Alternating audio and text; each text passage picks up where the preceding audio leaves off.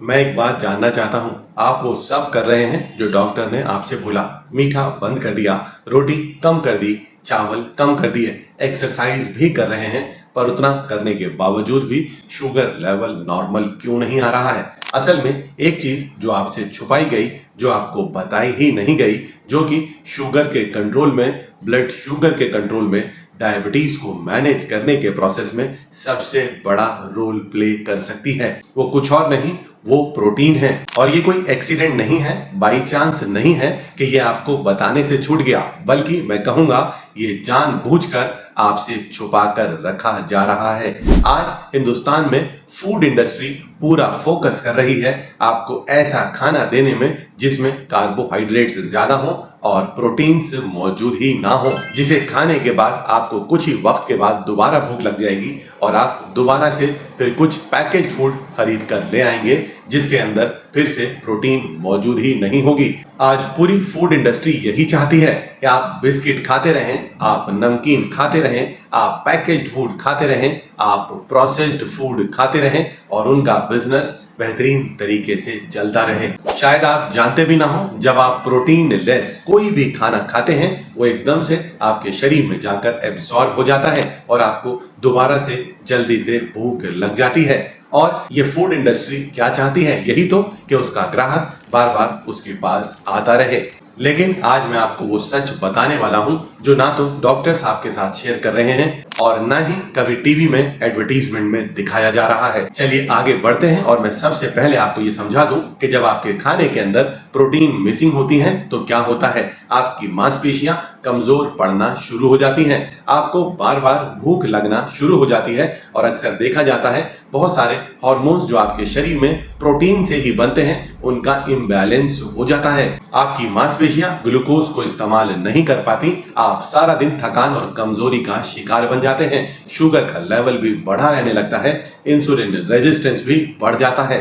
तो इसलिए आप समझ लें कि प्रोटीन्स आपके लिए कितना अहम रोल प्ले करती है। नॉनवेज से तो भरपूर प्रोटीन मिल जाता है, पर समस्या वेजिटेरियन लोगों के साथ होती है। चलिए आज इसी को फोकस करते हुए मैं आपको 5 ताकतवर दालों के बारे में बताऊंगा जो प्रोटीन का, विटामिन का, मिनरल्स का और दूसरे एसेंशियल माइक्रो न्यूट्रिएंट्स का बेहतरीन सोर्स भी माने जाते हैं। हर दाल की अपनी ताकत होती है, अपनी खासियत होती है, अपने फायदे होते हैं। आज उसी को जानकर समझकर हम उन्हें अपनी प्लेट में शामिल करने की कोशिश करेंगे। इन 5 दालों को मैं रिवर्स ऑर्डर में आपको बताऊंगा और जो नंबर 1 दाल है जो सबसे लास्ट में मैं आपको बताऊंगा उसे आमतौर पर डायबिटीज पेशेंट इग्नोर करते रहते हैं। उसके फायदों के बारे में शायद ठीक से जानते भी नहीं हैं। मेरे साथ बने रहिए और इस वीडियो को आखिर तक देखते रहिएगा और साथ ही नीचे कमेंट करना बिल्कुल ना भूलें, मुझे बताना बिल्कुल ना भूलें आपकी नजर में नंबर 1 दाल कौन सी है। मैं भी तो देखूं आपकी नॉलेज कितनी है, कितनी सही जानकारी आपके पास मौजूद है। और वीडियो के लास्ट में मैं आपको नंबर 1 दाल के बारे में बताऊंगा जो मेरी तरफ से आपके लिए, डायबिटीज पेशेंट के लिए सबसे बेस्ट होने वाली है। चलिए आगे बढ़ने से पहले अपने इस फेवरेट चैनल नेचर सेहत को सब्सक्राइब करना, वीडियो को लाइक करना, दोस्तों के साथ शेयर करना बिल्कुल मत भूलिएगा, क्योंकि ये वीडियो जितनी आपके लिए इंपॉर्टेंट है उतनी ही बाकी के डायबिटीज पेशेंट के लिए भी है।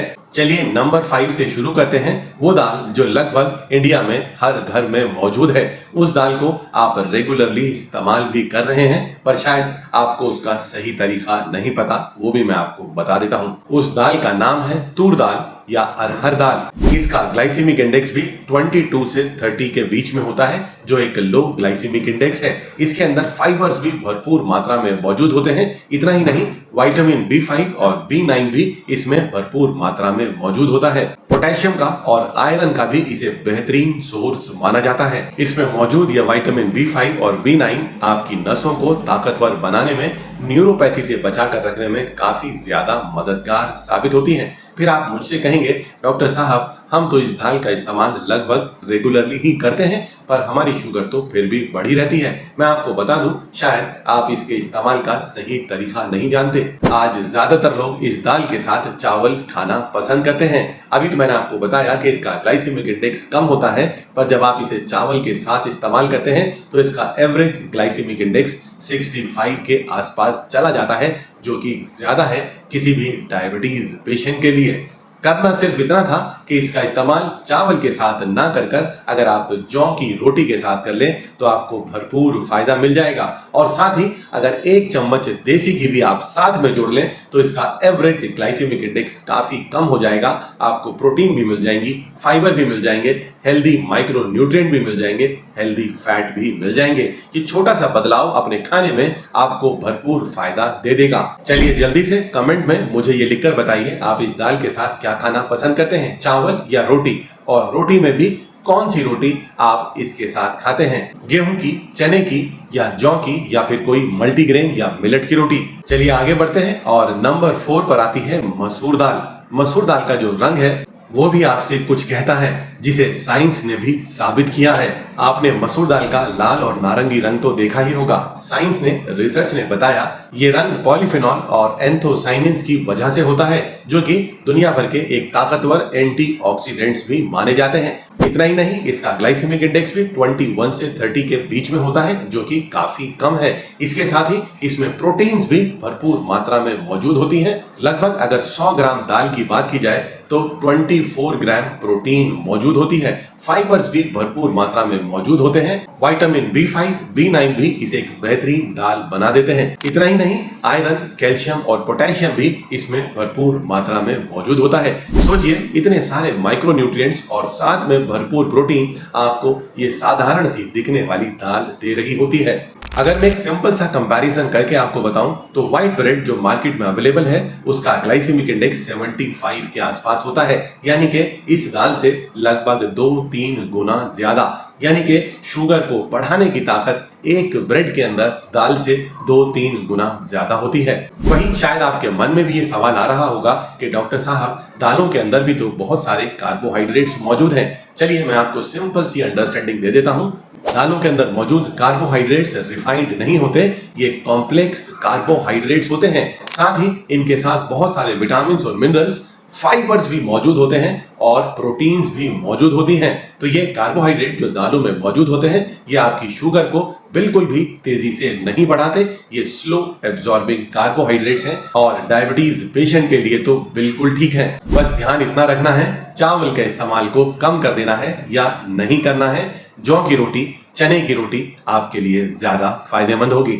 चलिए आगे बढ़ते हैं और नंबर 3 दाल की तरफ बढ़ते हैं। वो दाल जिसे पूरे इंडिया के अंदर हल्का माना जाता है, इसलिए इसे ज्यादातर लोग सीरियसली भी नहीं लेते। शायद ये हमारे देश का दालों से जुड़ा सबसे बड़ा मिथ भी है।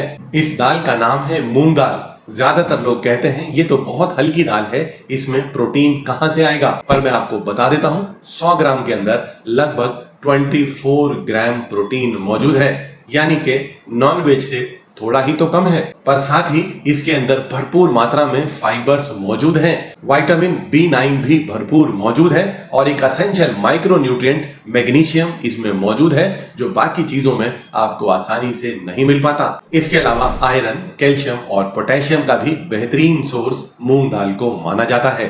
इसके इस्तेमाल का बेहतरीन तरीका भी मैं आपको बता देता हूं। मूंग दाल को इस्तेमाल करने के 2 सबसे बेहतरीन तरीके हैं। पहला, इसको स्प्राउट बनाकर इस्तेमाल करना और दूसरा, इसे पीसकर मूंग दाल चीला बनाकर इस्तेमाल करना। इन दोनों ही तरीके से पूरी प्रोटीन आपके शरीर को मिल जाएगी। चलिए आगे बढ़ने से पहले मुझे आप कमेंट में ये लिखना बिल्कुल मत भूलिएगा कि आप मूंग दाल का इस्तेमाल कैसे करते हैं, स्प्राउट बनाकर, चीला बनाकर या रेगुलर दाल रेसिपी में इस्तेमाल कर कर। अब मैं आगे बढ़ रहा हूं और 2 सबसे ताकतवर दालें आपके लिए बची हैं। वीडियो को मिस मत करिएगा, आखिर तक देखिएगा। और लास्ट वाली दाल जिसकी शायद आपने उम्मीद भी नहीं की होगी। चलिए नंबर 2 पर जो दाल आती है वो है चना दाल। ये भी एक low glycaemic index, high fibre rich दाल मानी जाती है, पर इसमें कुछ ऐसे यूनिक एसेंशियल माइक्रो न्यूट्रिएंट्स मिलते हैं जो बाकी के फूड आइटम्स में आसानी से नहीं मिलते। और वो सबसे बेहतरीन एसेंशियल माइक्रो न्यूट्रिएंट है कॉपर, जो इस दाल में मौजूद होता है, जो इसे एक यूनिक दाल भी बना देता है। साथ ही मैग्नीशियम, आयरन और पोटेशियम भी प्रचुर मात्रा में होता है, जो इस दाल की ताकत को और भी बढ़ा देता है। किसी भी डायबिटीज पेशेंट के लिए इसे एक nutrient rich, high nutrient dense food item बना देता है। पर शायद आप मुझसे कह सकते हैं, डॉक्टर साहब चना दाल बहुत भारी होती है, जब भी हम इसे इस्तेमाल करते हैं हमें गैस बन जाती है। पर मेरी बात को ध्यान से सुन लीजिए, इसको भी आप आसानी से कम्बैट कर सकते हैं। करना सिर्फ इतना है, पकाने से लगभग 6-8 घंटे पहले चना दाल को पानी में भिगो कर रख दें। ये आसानी से पक भी जाएगी और आपके लिए इजीली डाइजेस्टिबल भी हो जाएगी। और साथ ही अगर आप चाहें तो चना दाल का चीला बनाकर भी इस्तेमाल कर सकते हैं। और अक्सर मैं अपने मरीजों को चने दाल की रोटी खाने की सलाह भी देता हूं, जो कि उनके लिए एक बेहतरीन रोटी का रूप भी ले लेती है। चलिए आगे बढ़ते हैं और अपनी नंबर 1 दाल की तरफ बढ़ते हैं, जिसे सुनकर शायद आपको यकीन भी ना आए। इस दाल को आप पसंद तो करते हैं, पर अक्सर भारी समझकर खाने से बचते भी रहते हैं। जी हाँ, शायद आप सही समझ रहे हैं, वो है काली उड़द की दाल। और अक्सर मुझे भी कई मरीज ये कह रहे होते हैं, डॉक्टर साहब ये तो बहुत भारी दाल होती है, डाइजेस्ट होने में भी दिक्कत होती है, और सुना है ये तो कई बार इंडाइजेशन भी कर देती है। पर ऐसा बिल्कुल भी नहीं है। आप शायद इसके इस्तेमाल का सही तरीका ही नहीं जानते। ये एक लो ग्लाइसेमिक इंडेक्स दाल होती है, प्रोटीन्स भी भरपूर मौजूद हैं, फाइबर्स भी भरपूर मात्रा में मौजूद हैं, और शायद माइक्रो न्यूट्रिएंट भी सबसे ज्यादा इसी दाल के अंदर मौजूद हैं। चाहे कॉपर, मैग्नीशियम, आयरन, कैल्शियम या पोटेशियम की मैं बात करूं, इन सभी की भरपूर मात्रा काली उड़द दाल में मौजूद होती है, जिसे आप शायद जानते भी ना हो। ये दाल किसी भी डायबिटीज पेशेंट के लिए एक मल्टी मिनरल दाल होने वाली है।